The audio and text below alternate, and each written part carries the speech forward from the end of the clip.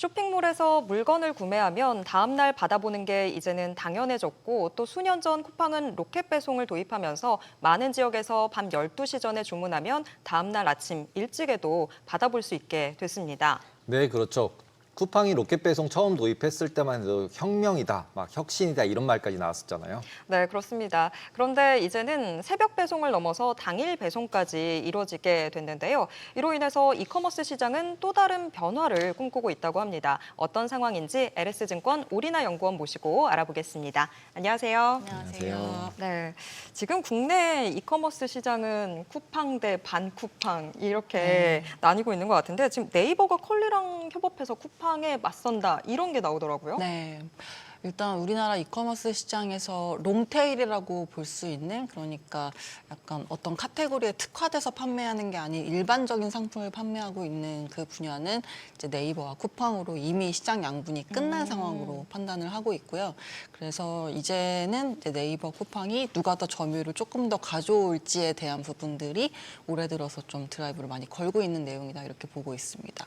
그래서 보셨겠지만은 이제 네이버가 사업 부문으로 봤을 때 이제 캐시카우라고 볼 수 있는 부문이 광고 쪽이랑 커머스 쪽인데, 근데 광고는 사실 경기를 좀 많이 타다 보니까 거의 5에서 7%대로 성장세가 조금 안착화된 상황이고, 이제 그나마 저희가 성장을 좀 강하게 볼 수 있는 부문 중에 하나가 커머스여서 이쪽을 좀 공략을 하고 있고, 보셨겠지만 이제 올해 3월, 4월 들어서 이제 플러스 스토어 앱을 따로 런칭을 했고요. 그리고 그거랑 더불어서 컬리와 협업하기로 결정을 이제 발표를 상반기 때 했고, 그리고 6월부터는 판매 수수료 도입을 처음으로 이제 시행을 하면서 기존에 받았던 것 대비해서 약간은 어떻게 보면 수수료를 조금 높이는 그런 효과로 실적에 반영이 되고 있는 상황이다 이렇게 보시면 될 것 같습니다. 지금 저기 나오고 있는 네. 실적 보면은 네. 매출이랑 거래액, 매출이랑 영업이익이 나오는데 네.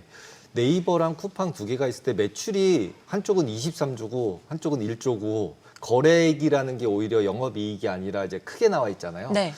네이버랑 쿠팡이랑 이제 운영되는 방식이 달라서 저렇게 구분이 되지는 그렇죠, 건가요? 맞습니다. 왜냐하면은 이제 유통업에서 저희가 보통 얘기할 때 총매출액이라고 부르는 이제 그 터미, 그러니까 어떻게 보면 그 명칭이 그게 이제 거래액이랑 똑같은 거라 보시면 될 것 같고요. 저희가 백화점 가서 100만 원짜리 코트를 샀을 때 총매출액은 100만 원으로 찍히는 거고, 실질적으로 백화점이 수취하는 수수료, 이제 뭐 예를 들어 30%라고 했을 때 30만 원 매출로 찍히는 게 여기 보시는 매출액 및 순매출액이라고 보시면 될 것 같고요. 근데 쿠팡 같은 경우는 이제 거의 대부분 직접 매입을 해서 판매를 하는, 재고 부담을 지고서 판매를 하는 거다 보니까 그냥 판매되는 금액 자체가 매출액이다 이렇게 보시면 될 것 같고, 그 차이가 여기에 이제 금액이 좀 크게 차이 나는 부분이다 이렇게 보시면 될 것 같습니다. 그럼 저 금액 전체가 배달로 이제 배송되는 모든 상품의 그쵸. 금액이다 네, 이렇게 보면 거래액 되는 기준으로 건가요? 보시면 될 것 같고요. 네, 근데 이제 실제로 네이버가 이제 수취하는 그 수수료율 베이스로 봤을 때에는 여기 보이는 매출액으로 봐주시면 되는 거고요.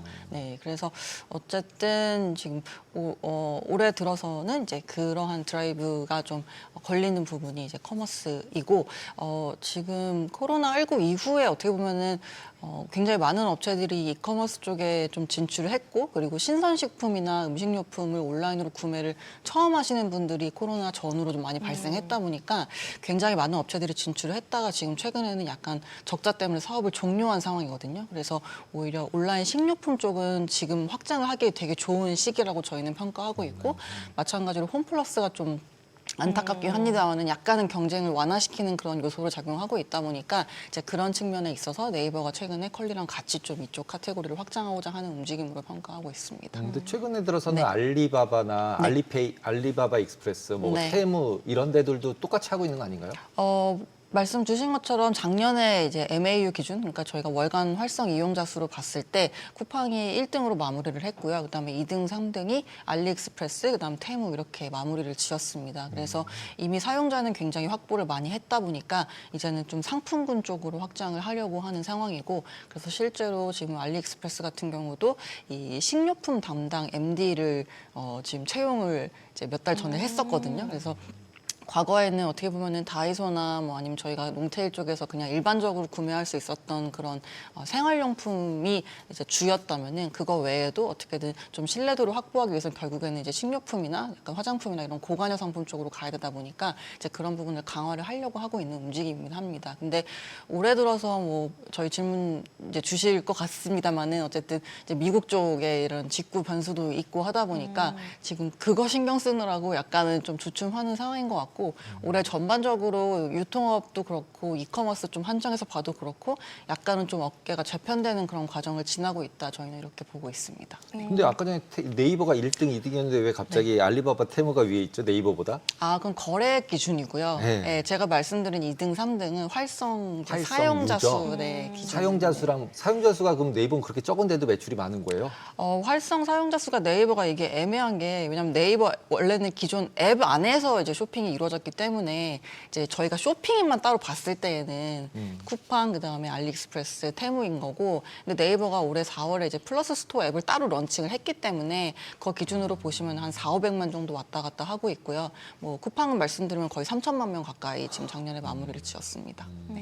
근데 작년에 비하면 네. 사실 알퇴시의 그 영향력이 좀 네. 많이 줄어든 것 같다라는 생각이 드는데 실제로는 어떤가요? 약간 조용해서 그런 것 같기는 한데요. 근데 여전히 이제 MAU로 봤을 때는 상위권에 지금 앱들이 포진이 되어 있는 상태고요.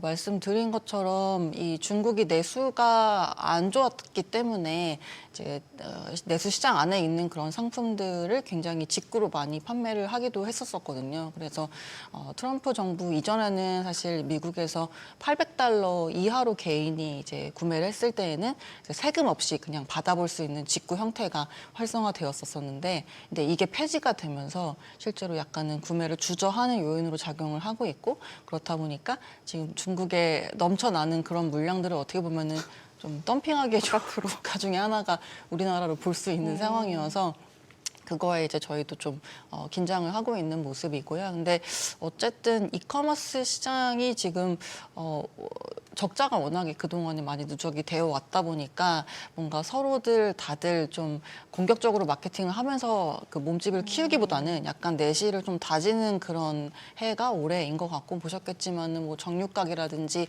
코로나에 좀 낮은 금리로 굉장히 많은 스타트업이나 이런 업체들이 많이 생겨났는데 그런 업체들이 조금씩 약간 좀 어려워지면서 업계가 재편이 되고 있다 보니까 좀 올해는 조용히 넘어가는 걸로 저희가 보고 있습니다. 근데 이런 상황에서 또 알리바바는 알리익스프레스 같은 경우는 신세계랑 네. 또 해가지고 이마트가 너무 힘드니까 그냥 네. 둘이 합작을 해가지고 새로운 또 법인을 만들겠다고 하고 네. 그것도 허가를 받은 거죠 이제. 조건부 승인을 받았고요.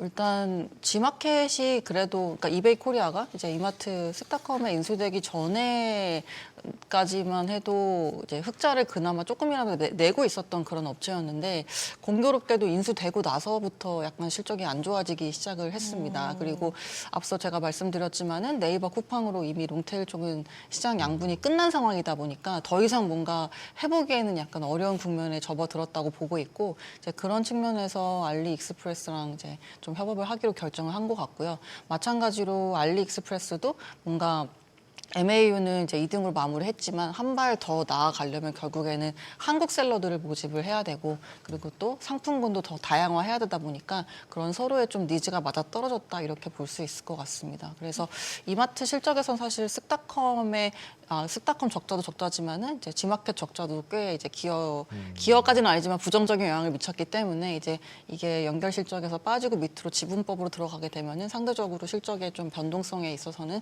좀 과거랑 달리 약간 더 미미하게 작용할 것이다 이렇게 전망하고 있습니다. 지금 뭔가 경쟁은 엄청 심한 네. 상황인 것 같은데 그러면 뭔가 서로 차별화되는 전략들이 있어야 되는 것 같은데 오히려 전략들은 점점 더 비슷해지는 것 같더라고요. 신세계그룹도 뭐 바로 퀵 이게 약간 네. 즉시 배송 이게 비마트 같은 느낌이어서 네. 무슨 차별성이 있나 싶더라고요. 일단은 이제 바로 퀵 이제 시작한 거는 뭐 말씀 주신 것처럼 퀵커머스 형태로 이제 저희가 온라인상으로 주문을 하면은 1시간 내에 받아볼 수 있게 되는 그런 형태였었고 지금 한 19개 점포에서 시행을 하고 있는 걸로 알고 있는데요. 근데 이 이마트가 쓱닷컴 실적이 사실 적자를 굉장히 줄여왔었었는데, 근데 이번에 2분기 때 보셨겠지만은 이제 CJ 대한통운하고 같이 이제 대송을 하면서 여러 가지로 좀 문제가 좀 생겼던 부분들이 있습니다. 날씨가 너무 덥기도 했고, 그리고 또 이제 일반 택배랑 같이 이제 온다라는 거에 대한 소비자들의 거부감이 좀 있었던 것 같아요. 그래서 적자가 조금 늘어난 상황이거든요. 그래서 이런 신선식품 및 온라인 주문, 그러니까 이거는 사실 지마켓 이쪽보다는 좀 쓱닷컴 쪽에 약간 어떻게 보면은 구멍난 부분을 좀 메우기 위해서 저희가 나온 전략이라고 보고 있고, 그래서 이마트 입장에서는 사실 할 수밖에 없는 그런 전략이다 이렇게 판단을 하고 있습니다. 그럼 네. 유통주에서는 이렇게 네. 이제 배송이나 이런 게 아니고만 보면 현대백화점이랑 뭐 이런 게 롯데 뭐 이런 게 있었잖아요. 네. 그러면 그쪽하고는 약간 결이 다른 거잖아요. 양쪽하고는 유통 중에서도. 이커머스랑 이커머스랑 전통의 전통 유통업체들, 쪽이랑. 그렇죠, 그렇죠. 그러면 그 두 개 간의 어떤 상호 시너지나 이런 건 아예 없나요, 보통? 없었죠, 딱히. 원래 예. 롯데는 백화점 같은 거를 좀 이제 좀 럭셔리한 뭔가를 해주고 싶어서 해보려고 열심히 했는데 안 네. 된 거죠, 잘. 그쵸. 아무래도 백화점들은 지금 성장세 자체가 뭐 한 3~4% 정도 기존 점포 신장률 기준으로 나오면은 잘했다 정도로 평가가 되고 있고, 사실 품목 중에 가장 수익성이 좋은 품목이 의류인데, 근데 이런 의류가 무신사나 아니면은 뭐 W 컨셉이나 이런 최근에 또 디자이너 브랜드 위주로 하는 그런 온라인 플랫폼으로 많이 넘어갔다 보니까 성장세가 잘 안 나오고 있고, 대신 성장세가 나오고 있는 상품군이 결국에 명품이랑 식품 쪽인데, 이게 대표적인 좀 낮은 수익성을 가지고 있는 상품군이어서 매출이 성장을 하고는 있으나 이제 이쪽은 좀 어려워지는 모습이다 보니까 최근에 뭐 지누스 인수한다든지 면세점 쪽으로 확대한다든지 이제 그런 전략을 좀 펼치고 있었다 이렇게 보시면 되겠습니다.